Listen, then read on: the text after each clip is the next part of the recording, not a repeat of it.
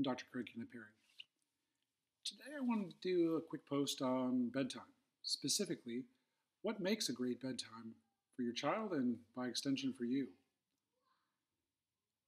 A lot of the time in my clinic, I'm dealing with children who have a lot of difficulties around falling asleep and staying asleep. One of the common threads is they may have a bedtime that is a little bit chaotic, a little bit prolonged, or just isn't working well for them. To me, I think that bedtime has the potential to be a great time for you and your child. I know I really look forward to and enjoy bedtime with my kids, both because it's a time where we feel really close and frankly, because it plays out in a predictable fashion and then they go to sleep and I can relax. So, what makes a good bedtime? First of all, it needs to be predictable. Ideally, most nights you're doing the same thing at bedtime, in the same order.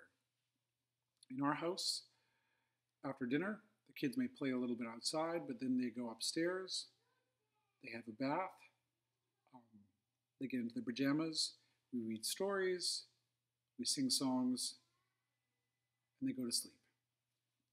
That happens every night with rare exceptions unless we have family visiting or we're away, and if we're away, we actually try to preserve bedtime. 2, bedtimes need to be pretty linear. What I mean by that is by linear and goal-directed. What I mean by that is, bedtime has to have a clear trajectory, and the trajectory is landing your child in bed.